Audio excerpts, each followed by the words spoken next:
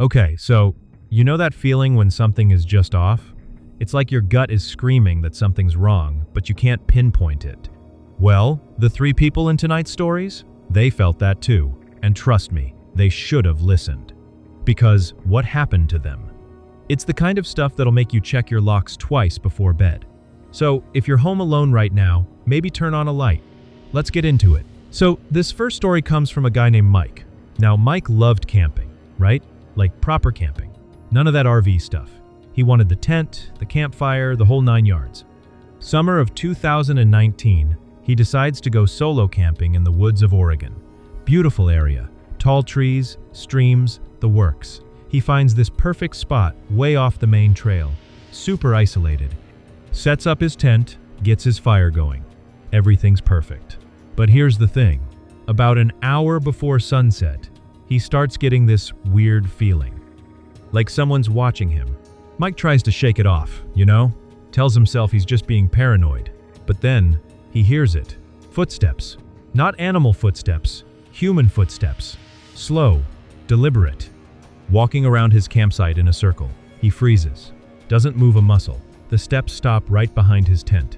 Mike's heart is pounding so loud he swears whoever's out there can hear it. He's got a knife in his backpack, but he's too scared to move. Then, nothing. Complete silence. 5 minutes pass. 10 minutes. Finally, he works up the courage to unzip his tent and look outside. Nothing. There's nobody there. Just trees and darkness. Mike's thinking maybe he imagined it. Maybe it was a deer or something. So he tries to calm down, makes himself some food, sits by the fire. But guys, that feeling, it never goes away. In fact, it gets stronger. Like there are eyes on him from every direction. He decides right then and there he's leaving first thing in the morning. Screw the camping trip, but he's got to get through the night first. Around 2 a.m., Mike wakes up to a sound. A scratching sound. On his tent. Slow, methodical scratching, like nails dragging across the fabric. Then he hears breathing. Heavy breathing right outside. Mike doesn't move, doesn't even breathe. The scratching continues for what feels like forever. Then, a whisper. Someone whispers his name. Mike. How do they know his name? He never told anyone where he was going.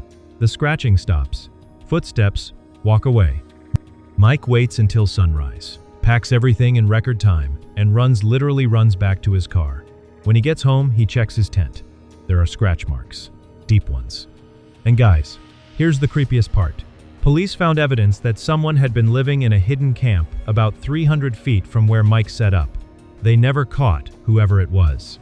Okay, so that was disturbing. But this next story, it's even worse. This one happened to a woman named Luna in 2021. Working late shifts as a nurse, Luna became accustomed to returning home around midnight. She lived in a quiet suburban neighborhood, the kind where everyone knows everyone. Safe place, right? One night, she pulls into her driveway, worn out as hell, just wanting to crash. She grabs her bag, walks up to her front door, and puts her key in the lock.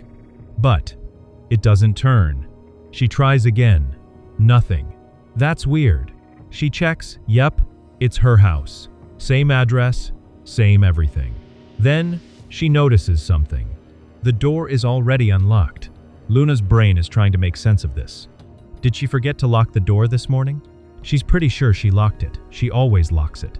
Slowly, she pushes the door open. The lights are off. Everything looks normal. But there's a smell.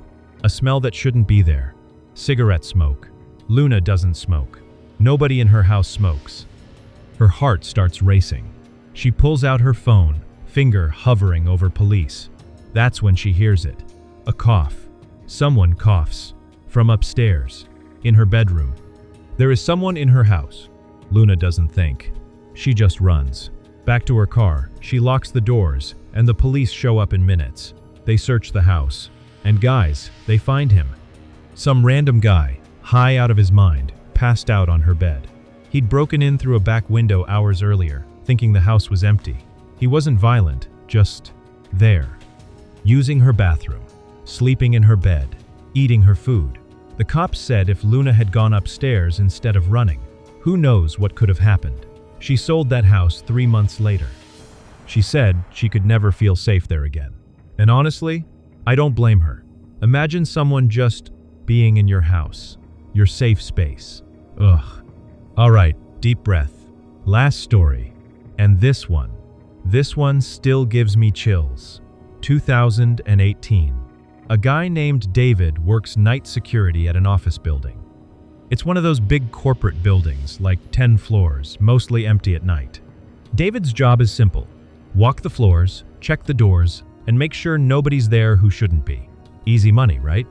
Most nights, nothing happens. It's boring, actually. Until one night in November. David's doing his usual rounds on the 7th floor. That's when he notices a light on in one of the offices. That's weird, because he checked that office an hour ago, and it was dark. David walks up to the office. The door's closed, but the light's definitely on inside. He knocks. No answer. He opens the door slowly. The office is empty. The computer's off. Lights are on, but nobody's there. Okay, maybe someone forgot to turn them off. David flips the switch, turns off the lights, and closes the door. He continues his rounds. 10 minutes later, he's on the 8th floor. He looks down through the atrium. You can see multiple floors from there, and his blood runs cold. The light in that same 7th floor office? It's back on. David's had enough. He radios his supervisor and tells him what's happening. The supervisor says he'll check the security footage. 5 minutes later, the supervisor calls back. His voice is shaking. He says, "David, get out of the building, now." David doesn't ask questions. He gets in the elevator and hits the ground floor button. The supervisor explains. He watched the footage. When David left that office after turning off the lights, the camera showed something. About 30 seconds after David walked away, a person crawled out from under the desk. Just sat there in the dark, waiting. Then got up, turned the lights back on, and sat in the chair, facing the door. The cameras couldn't see the person's face. Just a figure, sitting, staring at the door, waiting for David to come back.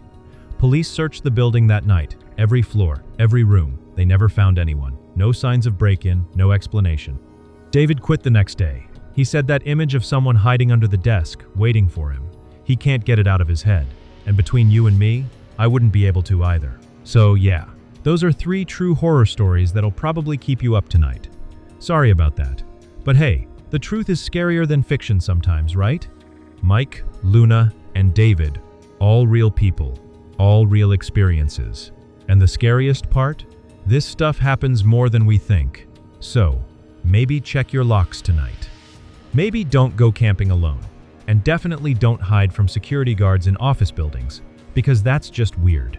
If these stories freaked you out, hit that like button, subscribe for more scary content, and drop a comment telling me which story scared you the most. And remember, sometimes that feeling of being watched, it's not just paranoia. Stay safe out there, guys. I'll see you in the next one.